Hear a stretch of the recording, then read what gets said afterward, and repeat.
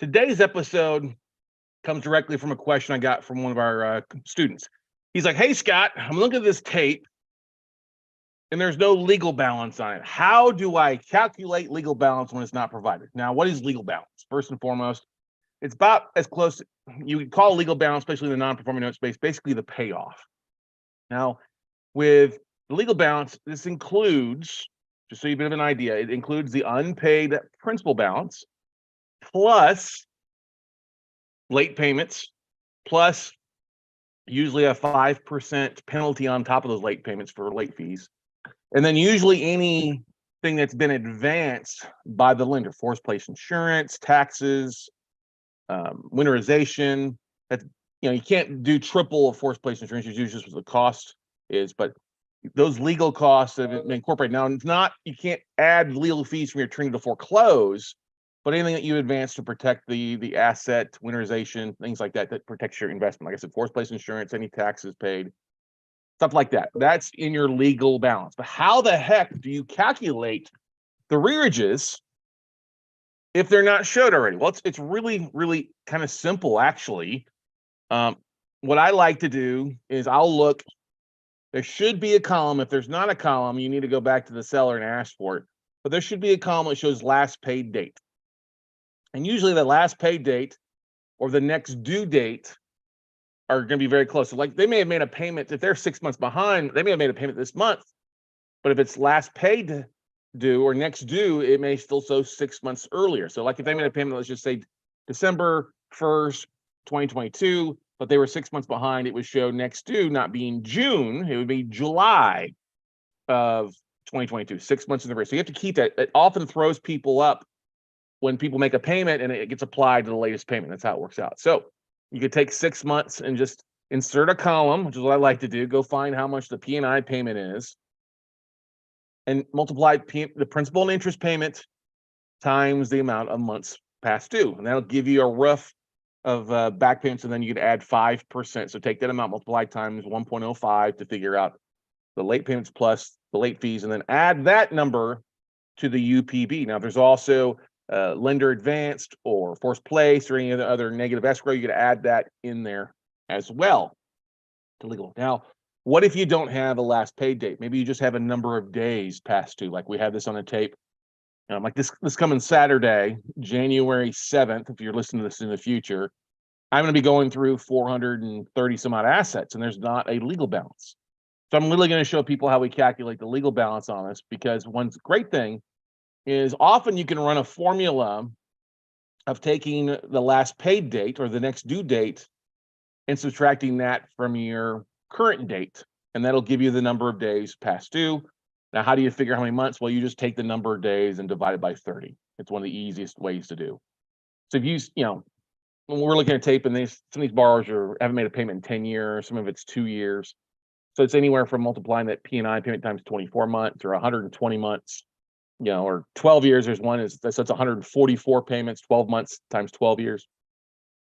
So that's an easy one. If they show number of days past due, divide that number by 30, that'll give you number of months times the P&I payment times 5%. Is that how you calculate legal balance on that stuff? Now, why is this going to be important? Well, it's important specifically when you look at values on a tape. If a seller's provided values, it may be a Zillow value, it may be a BPO. You may never know. They may have just pulled it out of their ass. Who knows, right?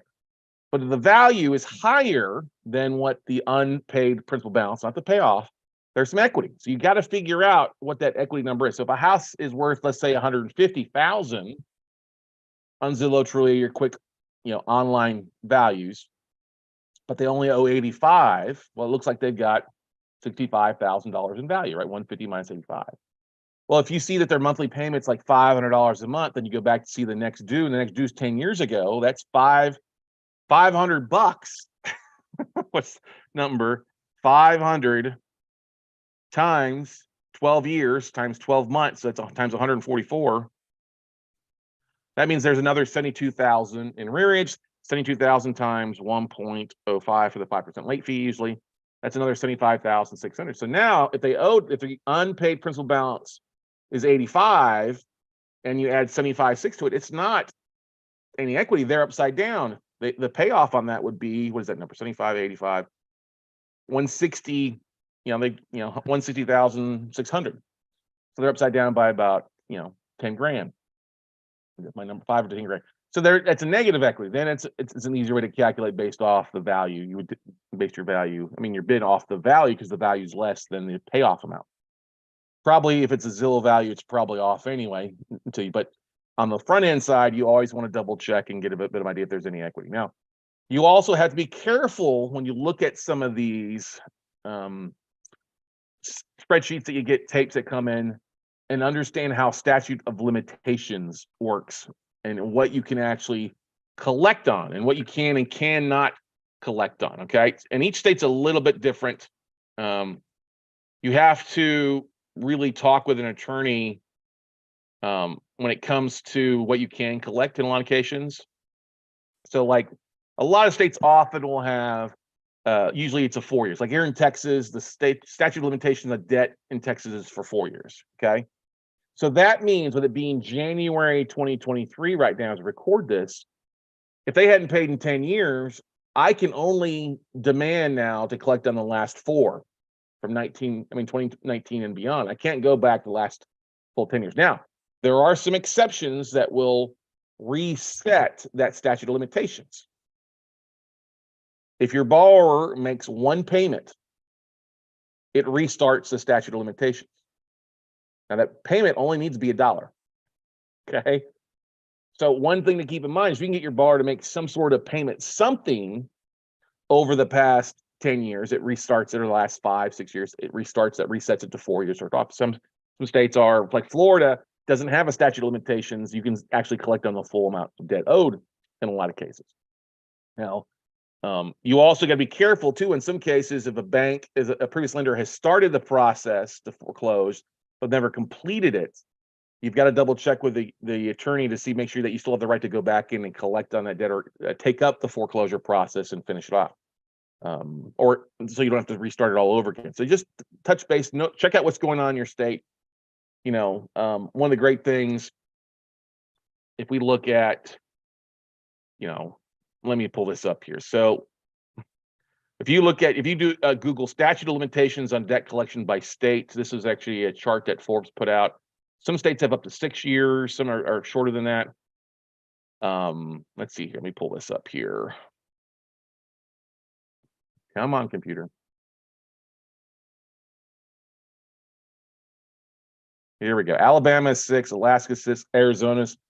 Well, let's go to let's go to promissory notes. This be the better thing. Alabama is 6, Alaska's 3, Arizona is 6 years, Arkansas is 5 years, California is 4, Colorado 6, Connecticut 6, Delaware's 3, DC's 3, Florida's 5, Georgia's 6, Hawaii 6, Idaho's 5, Illinois is 10 years, Indiana is 10 years, Iowa's 5, Kansas is 5, Kentucky is 15 years, Louisiana is 10, Maine is 6, Maryland's somewhere around 6, Massachusetts is 6, Michigan is 6, Minnesota is 6 years, Missouri's 10 years, Montana's 8, Nebraska's 5, Nevada is 3, New Hampshire's 6, Jersey 6, New Mexico 6, New York is 3, North Carolina is 5, North Dakota is 6, Ohio is 15 years, Oklahoma is 5, Oregon is 6, Pennsylvania is 4, Rhode Island is 6, South Carolina is 3, South Dakota is 6, Tennessee is 6, Texas is 4 years, Utah is 6, Vermont is 5, Virginia is 6, Washington 6, West Virginia 6, Wisconsin is 10 years, and Wyoming is 10 years. So that's something to keep in mind. Obviously, you still want to talk to an attorney and have them verify that with you, but that's something to keep in mind when you're looking at buying debt. How long is the statute of limitations on debt? It's different. It can actually be a lot shorter if it's just an oral. Most states, it's going to be, I'd say probably half the states have a shorter time frame if it's an oral contract. Written contracts are 6, promissory notes it was what I just quoted. And open-ended debts are usually 3 to 4 years. In some cases, it may be up to 6 years in about a third of the states. But just do that search and you'll find what it is when it comes down to that. But that's something to keep in mind. So let's say you're in a state like Texas. Say borrower hasn't been paying on 8 years. I can't go up to full 8 years. I have to take the most recent 4 years. And literally that's my payoff. Now you have to be careful here because some of these sellers are going to be cheeky bastards. They're going to pull the full 12 years, hoping that you don't pay attention, and knowing that, oh, wait a second, in Texas, I can only go after 4, so I can't go after the oldest 6 years. I can go with the most recent 4. So my legal balance isn't going to be this huge amount. It's going to be really roughly half of what I thought it would be. So that's how you calculate. Take a look at the date of the next due, figure out how many months that is. If it gives you a number of days, great. Then divide that number by 30 days to figure out the number of months. Number of months times P&I payment. Multiply that times 5%. 1.05 to figure out what that number is, plus 5% late fees. Add that to your UPB, your unpaid principal balance. That should give you a total legal balance. Compare that to the value if it's up or down. If there's no equity, great. If there is some equity, the seller's going to want you to be a little bit more aggressive in your bidding process. But also look at the statute of limitations and take a look if you have to add or subtract or take away a big chunk that's not available. And this is important. If you have any questions, feel free to reach out to me now. If you're looking at a column date and it says next due and it doesn't give you a date, it gives you like 5 numbers, but it's not a date. You just need to click on that column and right click and hit format cells and change it from a number to a date. And because every date has a corresponding 5-digit number if it's just not formatted properly. This is a mistake I see new investors make when they're not used to Excel. They're like, what's this number mean under next due? It's a 5-digit number. It's not a date. You just got to format the cells properly to do that. So like I mentioned a little bit earlier, we're really excited. We're going to be doing a live stream going through a tape of 433 assets. It's just a few in New York, New Jersey. Most of these are in other states. Big chunk is on the East Coast, kind of the Southeast Conference, Big 10, Big 12 conference area there for you. Some in Florida, some in Texas, big chunk in Indiana, Illinois, and stuff like that. But some really great stuff. Lower balance stuff, some decent values, and some great opportunities for you guys to, start making some offers. If you're interested, really easy, go to noteinvesting101.com. That's noteinvesting101.com to get signed up for that Zoom call. If you're listening to this after Saturday, you can go to weclosenotes.tv and look at our presentations on YouTube, and you should be able to find it there because we will live stream it to YouTube as well. So if you have any questions, feel free to reach out to me at talkwithscottcarson.com. That's talkwithscottcarson.com. And if you're part of our WCN membership, you have access to these tapes, and you start looking at it, and you don't have to wait around until Saturday to start making some offers. So check that out at noteumbrella.com. But want to wish you all a great day. Go out, kick some ass, and hopefully we'll see you this coming Saturday for these 400 plus non-performing notes that we're going to walk through. And we're going to be doing this, like I said, at least once a month, if not almost every Saturday, depending on what stuff's coming in. Probably at least twice a month at a minimum is what my focus is for 2023. So we'll see you guys later. Be safe. Happy New Year again. Be safe.